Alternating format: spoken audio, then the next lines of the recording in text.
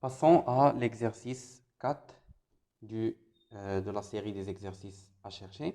Donc, il est demandé de calculer l'intégrale 1 sur racine x carré plus y carré plus z carré pour z positif et x carré plus y carré plus z carré entre 1 et 4.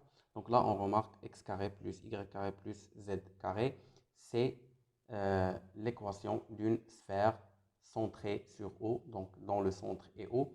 Il est compris entre 1 et 4, donc on va calculer le volume, on va intégrer sur le volume entre, euh, sur le domaine plutôt, entre la sphère unité et la sphère dans le rayon C2.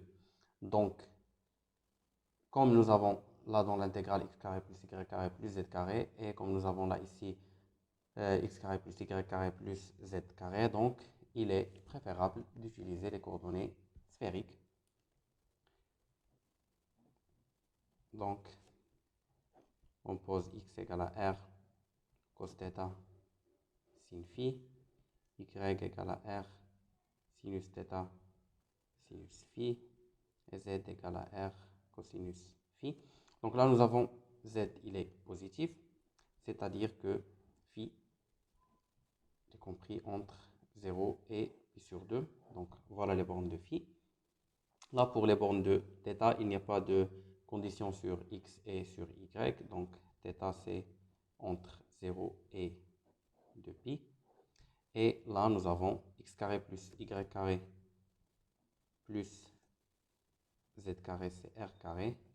Il est entre 1 et 2 au carré. Donc r, c'est entre 1 et 2. Donc voilà, on a déterminé les bornes. Donc on va procéder à calculer l'intégrale 1 sur racine x carré plus y carré plus z carré dx, dy, dz, c'est donc 1 sur r carré sinus phi d.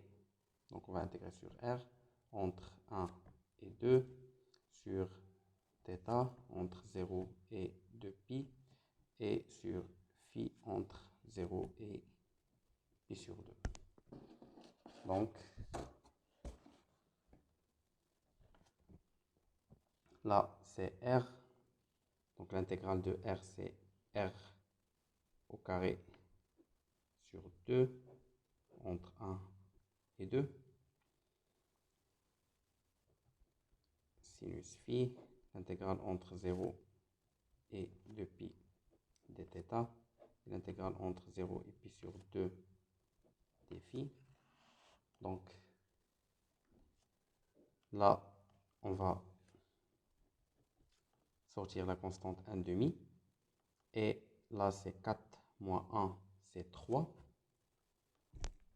Oui, c'est 4 moins 1, c'est 3. Donc 3 sur 2. Et l'intégrale entre 0 et pi sur 2. Sinus phi, l'intégrale sur θ. Donc c'est θ entre 0 et 2pi. Sinus phi d phi. Donc là, c'est 2pi. Donc 3pi. Et l'intégrale de sinus phi, c'est moins cosinus phi entre 0 et pi sur 2.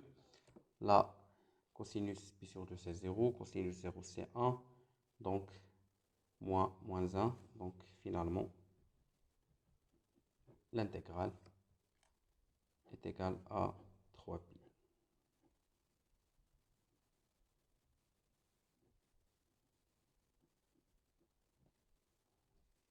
Donc, voilà, nous avons calculé notre intégrale de l'exercice 4.